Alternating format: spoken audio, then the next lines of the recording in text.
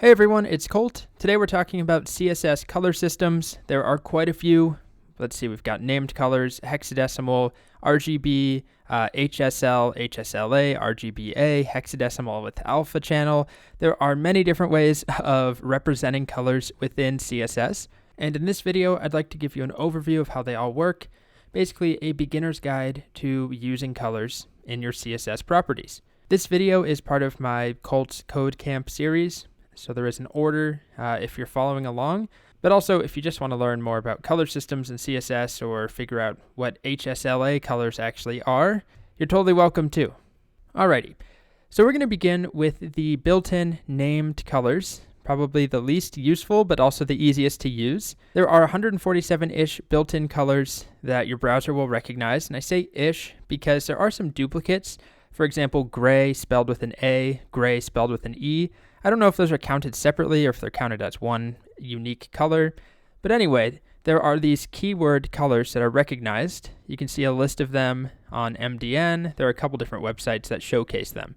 We've got our basics, black, gray, white, red.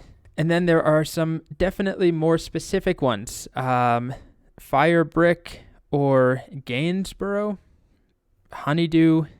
There's papaya whip, light goldenrod yellow. So these are all going to be recognized in all the modern browsers. And just like any of the color systems that we'll be talking about today, you can use named colors to set the text color. Let's do papaya whip. Is that how it's spelled? Let's see. Yes, there we go. That's papaya whip. We can do background color, right? We can do any of the properties in CSS that are expecting a color as part of the value. So background color will be olive. And what else do we have? Border. Let's do 2 pixel solid red orange. Orange red. See, this is a problem when I'm using these named colors. All right, so there we go. We've got papaya whip, olive, and orange red, 3 different named colors. Now these aren't all that useful, at least in my experience. Outside of teaching, I like to use these early on because it's easy. We don't have to talk about, what does RGB mean or what is a hexadecimal color when I'm first teaching CSS. But outside of that, these are pretty limited. They're not really used because most of the time, companies that you're working for or clients that you're designing for have a custom color palette, right? They have a particular shade. Let's take Facebook. Facebook blue is a particular shade of blue. It's not just generic blue, I assume at least. I mean, some brand colors, I guess, probably match up. But most brand colors have a unique palette. So these 147-ish named set colors can be kind of useful, but they fall far short of other systems. Now, one thing I want to highlight that I think is a really poignant, nice color to know about is Rebecca Purple. It's the most recent color that has been added in to CSS. It's called Rebecca Purple, and it's basically a memorial for the daughter of one of the CSS pioneers named Eric Meyer. His daughter was named Rebecca. She passed away, sadly, at 6 years old. And the CSS community proposed adding in a color in her memory. It's this shade of purple, Rebecca Purple. You can read more about it. It's a nice human note in the craziness, the computer craziness that is CSS.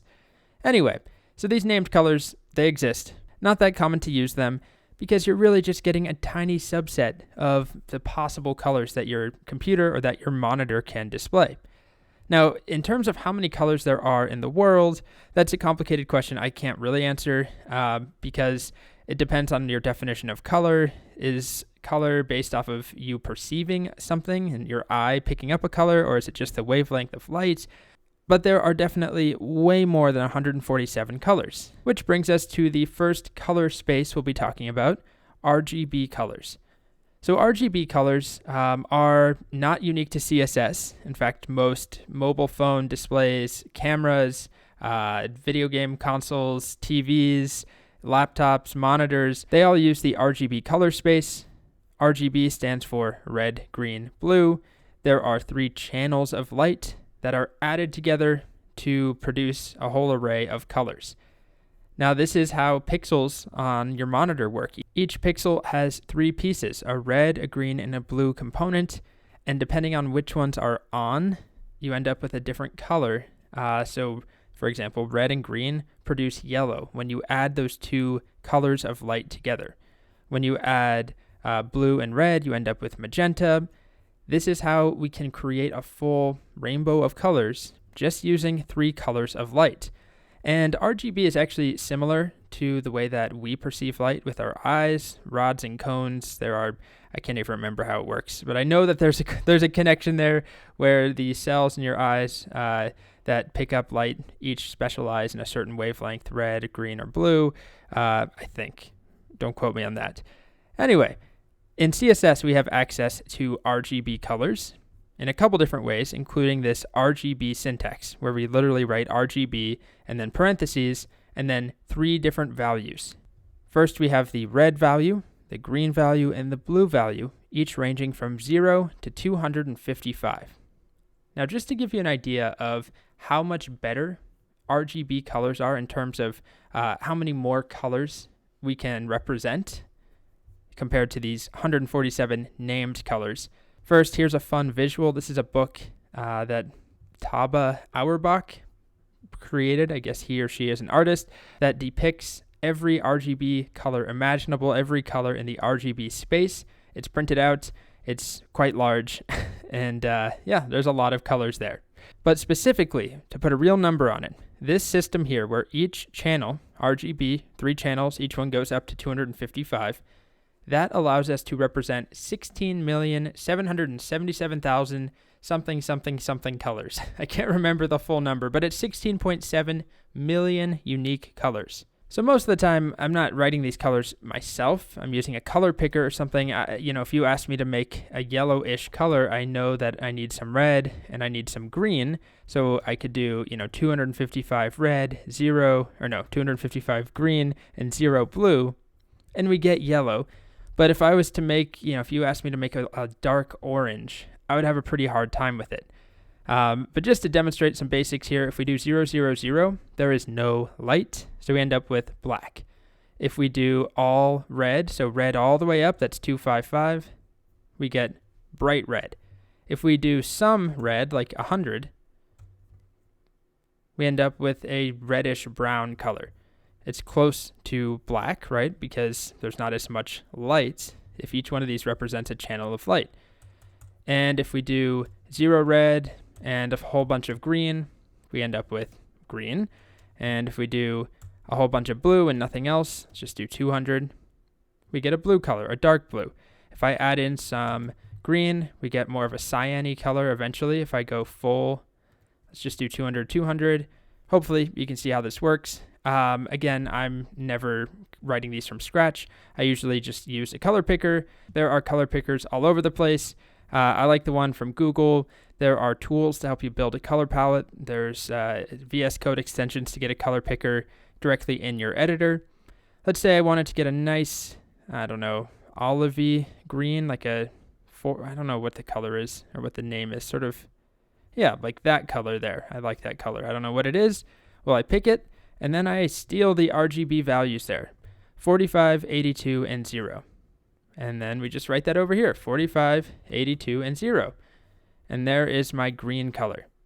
Okay, so that's RGB. We have another format for colors that we can use in CSS called hexadecimal colors, which are actually still based in the RGB color space, but it's a different format. We write them using a hash symbol and then 6 numbers instead of RGB parentheses and then our 3 channels. It's actually the same thing behind the scenes where we have a red, a green, and a blue, but we're storing it using hexadecimal notation. Now, hexadecimal is base 16. So if we think of base 10, that's what we work in, at least most of the time in the Western world, at least in the US.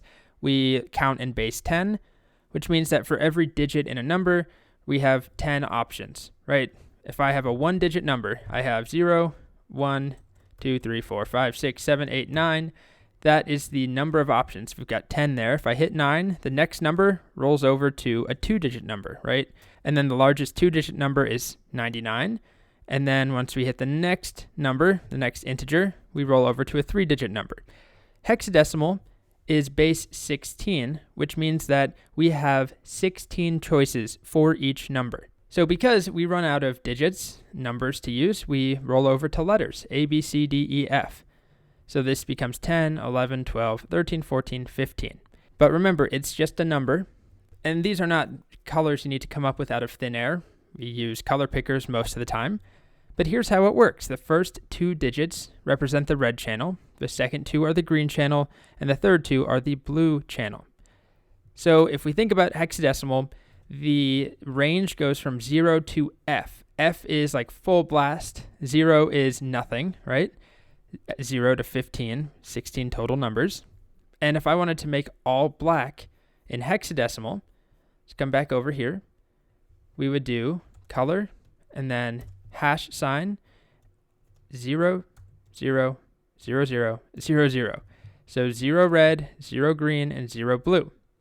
Now if I wanted to do full green, I would do 0 red, the first 2 digits, and then FF means full green.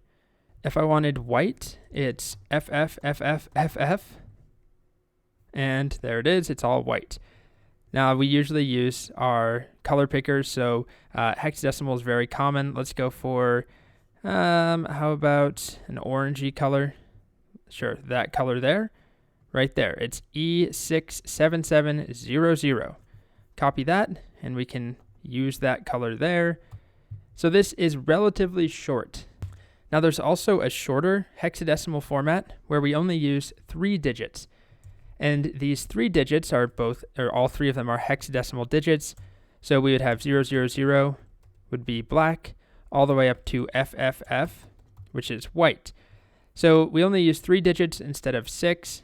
Each digit here still goes from 0 to 16, and it's a channel. So we have red, green, and then blue. So full red would be F00. If I wanted yellow, it's F0 because red and green makes yellow. This is shorter, yes, but it only gives us 4,096 possible color options compared to when we use 6 digits.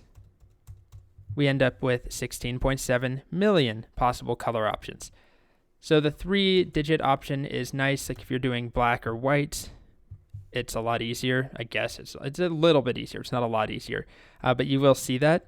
But generally, the 6-digit is more common. So that is hexadecimal colors. If you're new to these color systems, they seem a little bit foreign. I totally get that. But you just use a color picker, you find the color you want, and you copy it. Nothing crazy. Now, we get to move on to my favorite of these color systems, the one that I think can be the easiest to understand, but also it gets a bad rap. It's not as commonly used, and a lot of the students I see, it seems like they avoid it. I don't see HSL used all that often. HSL is a different way of thinking about the same RGB color space. So it's the same number of colors behind the scenes, but in my opinion, it's a way more intuitive way of thinking about color. It stands for hue, saturation, lightness. There are 3 pieces here, hue, saturation, and then lightness inside of the parentheses. And let's start with this first one, hue. Hue is a number going from 0 to 360. Think of it as a position on a color wheel, like this, where 0 is red, and 180 is cyan, 240 is blue, 300 is magenta. So this hue, this number from 0 to 360, is our hue that we can then make lighter or darker, or saturate and desaturate. The idea is based upon kind of like what we do if you ever paint, where you have some pure color that's our hue, and then we can add gray to it to desaturate it. We can add black to it to make it darker. We can add white to it to make it lighter. We can basically mix things together intuitively. Oh, I want this a little darker, I'll add black. I want this a little lighter, I'll add white. And that is not at all how RGB colors work, right? If we have, or hexadecimal, either one. Let's say I have some random hex color. I kind of like doing, how about face 88? It's fun to be able to spell words in there. If I wanted to make this color darker or grayer or whiter, it's not that easy. It's not intuitive. There are mathematical formulas you can use. You can just take this and plug it into a color picker and drag your color wherever you want it. But with HSL, it's really intuitive. All that we do is we pick our hue on that color wheel. Then we set 2 percentages from 0 to 100. How saturated is this color? and how light or dark is this color. So 0% lightness is black. 100% lightness is white. So let me demonstrate.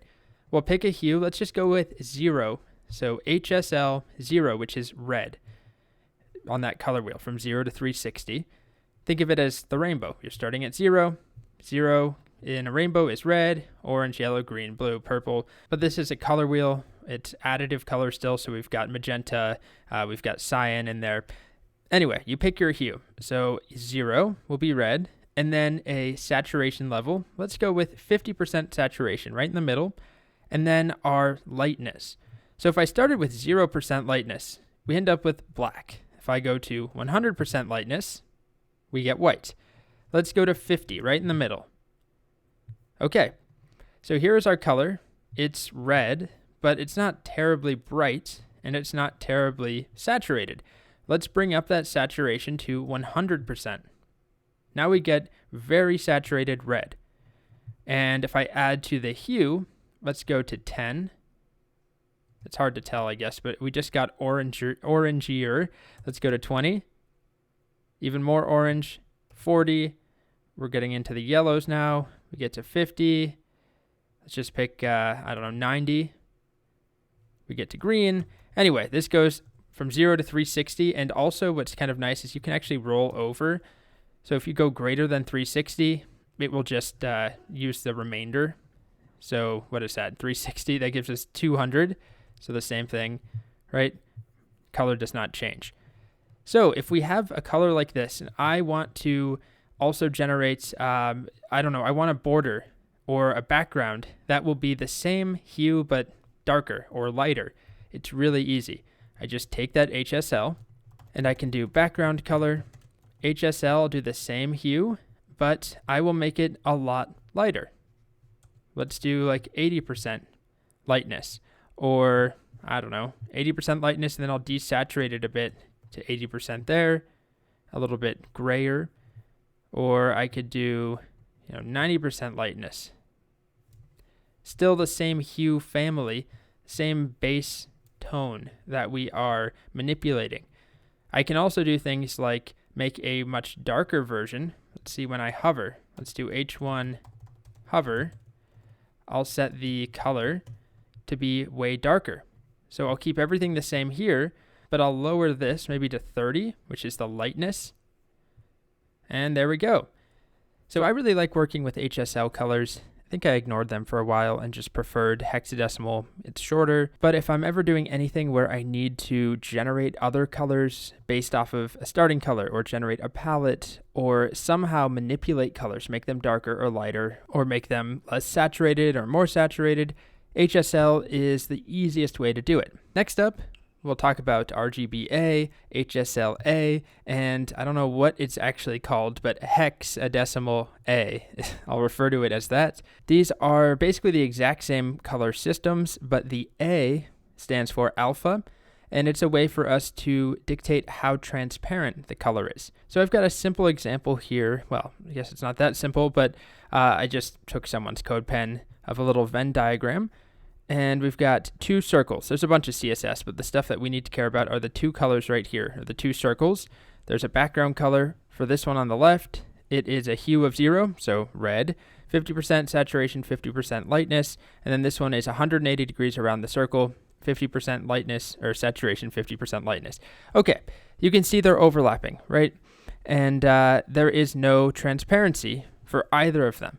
If I wanted this circle, this cyan-y bluish one, to be slightly transparent, I can use an HSLA color, where the fourth parameter to this value, or to the HSLA, needs to be a number between 0 and 1. So if I do 1, we'll end up with the original color. It is not at all transparent. If I do 0, it's fully transparent. We won't see a thing. And if I do 0.5, there we go. It is halfway transparent. 0.8, 0.9. So that is kind of it for HSLA colors. So this one here, this blue circle, let's go like 0.7. it is transparent or partially. And I can do the same thing here, HSLA. And let's do 0.5. Let's see what that looks like for the red. There's no real reason to do it. The blue one is on top, but we can see that yellowish background showing through. Anyway, that's HSLA. In the past, this was a separate keyword. You had to use HSLA, but more recently, we're actually able to add that fourth parameter into a regular HSL color, and it still works. So that's nice. We don't have to do HSLA. So that fourth parameter controls the alpha channel, the transparency. It's a number from 0 to 1. Now we can also do this with RGB colors. So if I have some RGB color, I don't know, let's go with, I'm just going to make this one up, 80, 90, I have no idea what that color will look like. Okay. And if I wanted to get the opposite or a complementary color to that with RGB, I have no idea how to do that, unlike with an HSL color. So I'm just going to pick some other color. Okay, sure. I kind of like this color, just magically landed on it, or not magically, I just picked some random numbers there. So if I wanted to add in that alpha channel, it would be an RGBA color. Same idea, where we have the transparency as the fourth value going from 0 to 1. So with 1, it's not at all transparent. With 0, it's fully transparent. You can't see it. It's still there though. It's just an empty, well, it's not empty, but a fully transparent background color. So let's do something like 0.5. Okay, maybe 0.6. Same thing here. Let's do 0.7 on the blue. That is the alpha channel. And just like with HSLA, we now can leave off that A, and the RGB value in CSS is willing to accept 3 numbers or 4. So we also have the same thing these days for hexadecimal colors. If I come up with some color here, let's do face 88 again. What color is that? That's a little bit too light. Let's see, how can I even make this darker? This is my problem with hexadecimal. Let's turn down that F so it's maybe like a 6. Okay, sure. And then let's do another color here that's hexadecimal. I don't know. This is so hard. AEF7. All right, that doesn't look horrible. Okay, so these are hexadecimal colors. There is no text, right, that we put in front of it, like RGB or RGBA, or we don't do HEX and then parentheses. In order to add the alpha channel to set the transparency of this one color, we can add in 2 more additional hexadecimal digits. So 00 is going to give us full transparent, just like setting RGBA or HSLA, where the A is 0. That's what we're doing here. All the way up to FF, which is not at all transparent. So if we do something like, how about 9F? There we go. We get some transparency in there. I mean, it's clunkier in my opinion. I hate looking at hexadecimal codes. They don't mean a whole lot. They are nice and short and compact, which is the whole reason for the hex syntax. Anyway, we do have access to that alpha channel. The last 2 optional digits, hexadecimal digits going from 0 to F, so 0 through 9, and then A, B, C, D, E, F. So FF is going to be non-transparent. 00 is completely transparent. Okay, so we've seen a couple different options for colors. Named colors, blue, cornflower blue, Rebecca purple. Then we saw RGB colors, we saw hexadecimal colors, we saw HSL colors, my favorite, and then HSLA, RGBA, and then whatever we call this, hexadecimal with alpha. One thing that does come up a lot when I'm teaching this is the question of, what about opacity? Opacity is a CSS property that we can set. I'll go back to having these be regular hex colors without that alpha channel at the end. We can set a opacity property, let's do it on this purple circle, which appears to work the exact same way. I'll set it to be 0.5. It goes from 0 to 1, so 0.5 is halfway. Oh, I have to spell it correctly. And we should get 50% opaque circle there. Cool. So that seems to be doing the exact same thing as what we saw before. But there is a major difference, a huge distinction. Opacity is going to change the transparency of the entire element. Whatever, let's say it has a border on there. Let's do a 2 pixel solid pink. Well, that's a bit difficult. How about let's do 10 pixel solid black. Okay, there we go. 10 pixel solid black. You can see that everything is transparent, including the border. If I put text in that circle, if I add an li, I am text, it is also, well, it's a bit difficult to tell, but if I give it a color, let's do color of black, that is not black, right? That is clearly transparent black, and we've got this yellow showing through. So opacity controls the opacity of the entire element, versus with alpha channel RGBA, HSLA, we can set the transparency of a single color, whether it's the text color, the background color, the border color, or some other situation that we're using the color or a color in for some CSS property. So if I wanted to make the background color slightly or halfway transparent, and not the border, not the text, I would not use opacity. I would set the background color to be some sort of transparent color. So if I want to leave it as a hexadecimal color, which I probably wouldn't do, but if I wanted to, I would do, I don't know, 9F or something. And you can see that the background color is transparent, but the border color is not at all. It's totally solid. And so is the text. All right, so opacity is a very useful tool, but it is very different from setting an alpha channel on an individual color. Opacity is the entire element. If we use an RGBA color, an HSLA, or a HEX A color, we can control one piece of an element, one color at a time. All right, thanks for watching, everyone. Hope you're doing well. Stay safe, wash your hands, stay sane. I'll see you soon.